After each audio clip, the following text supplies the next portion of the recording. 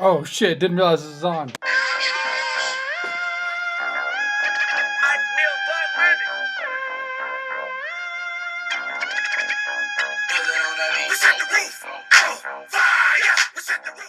What's going on? It's the Week 10 Commish Report. Sorry about that earlier. Commish has got to get his old knuckle shuffle on before he's got to get his reporting in, you know what I'm saying? So this show is going to be a little bit more fast-paced because I'm going to be talking about the scores, be talking about the standings. I'm going to talk about the implications of these next 3 weeks coming up, especially my projections for this coming up week. So let's just dive right into it, shall we?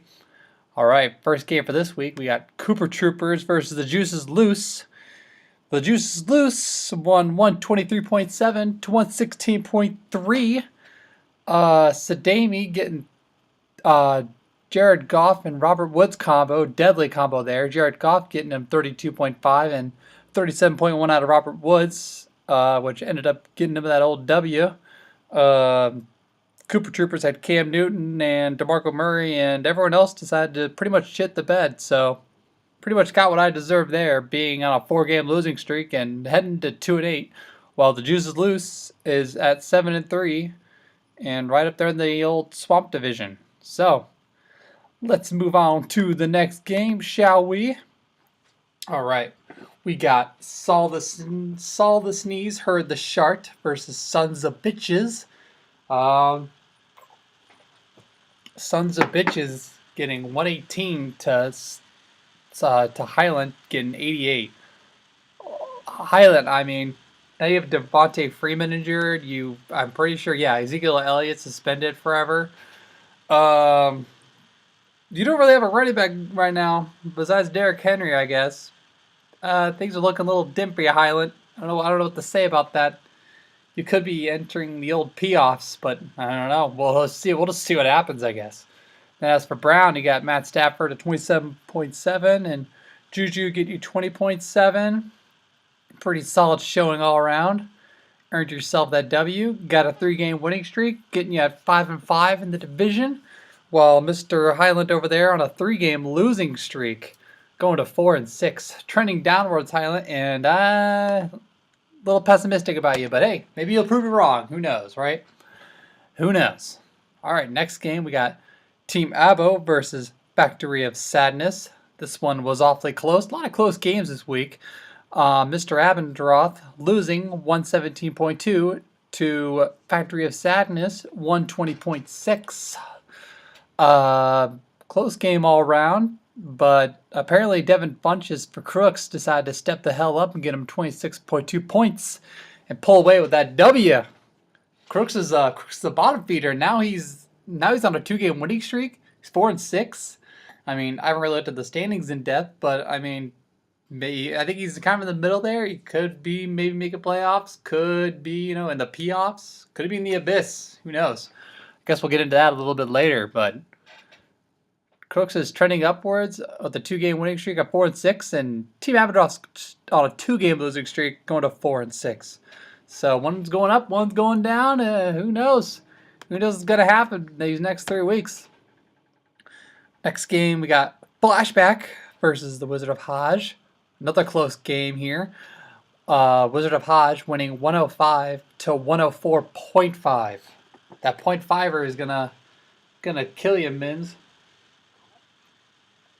But you know what? I don't really feel that bad for you. You're sitting at first. You have the best record in the old league, so I don't feel too bad for you.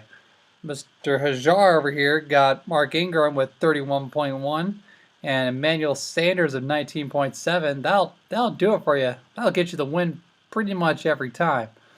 And then Mins having Alvin getting 24.8, pretty solid, but other than that, kind of mediocre all around. Nothing special, which is why you got the L there. But hey, it's gonna happen. What are you gonna do? So that means Mr. Hajar over here is sitting at 3-7, while Mins is sitting at 8-2. Not quite in the playoffs, but we'll get that in a bit. Try to make this video a little bit quicker so we can wrap this all up in a timely manner. So next game, and last but not leastly, we got the two division leaders. Well, sorry, I should say they're both leading. They're both 1 and 2 in Glenn's House division. Turf Ferguson versus Team Stank. Turf Ferguson getting that W, 130.8 to 119. Kirk Cousins getting him 29.6. Yeah, bet he likes that. And Larry Fitz getting 21.3. Pretty solid. And Ferguson having Adam Thielen on his bench, 30.6 points. I mean, you won. Doesn't make a difference, but maybe want to consider putting him in next week. Who knows? And then for old Stank over here, no one spectacular. No one did very well, but pretty consistent across the board. DeAndre Hopkins getting 18.1. Gurley getting 19.6. I mean, it's a lot of points, but this wasn't enough. Wasn't enough to get you that win. So you're sitting at 6 and 4, while Turf Ferguson is sitting at 7 and 3. So let's get right into the old standings here, huh? All right, 3 games left, and we got Turf Ferguson currently in the lead for Glenn's House. Then Team Stank. That's a big win for Turf Ferg. I don't know if he's ever played. I don't know if he's played Team Stank again, but that tiebreaker could be a killer. That could potentially be a 2-game lead on him. So I'm not entirely sure, but regardless, Turtberg getting that 1-game lead, and then Sons of Bitches trending upward to 5 and 5, and then Solo Sneeze Herd of the Shark trending downward to 4 and 6. Team Abo at 4 and 6. Not out of it yet. Neither one of you are out of it yet. You still could make the playoffs. Team Stank has to shit the bed, but it could happen. And then Flashback sitting at 8 and 2. He has to basically lose out, and Brown basically has to win out in order for Mins to not make the playoffs. So you're telling me there's a chance? Yeah! I'm just saying there's a chance. That's all I'm saying, that Mins could not make the playoffs. Let's do this, people. Let's collaborate. Trade deadline's on Thursday. Let's just combine teams. I'm selling out. I'll give unfair trades. Let's do it. Let's make this happen. All right. So we got Flashback at 8 and 2, looking pretty there. Looking like he's gonna make playoffs. The juice is loose, sitting at 7 and 3, looking pretty comfortable. Factory of Sadness. Once again, you're gonna have to have Team Stank and Brown pretty much shit the bed. But hey, you gotta keep fighting until the end there. Like, you don't want to make the playoffs, right? I mean, no one wants to make that shit. And then the Wizard of Hajj sitting at 3 and 7, and he's not. I'm pretty positive he's not gonna make the playoffs, but he could still avoid the playoffs. No one wants to make that shit. And Cooper Trooper sitting at 2 and 8, and he is for sure looking PR bound.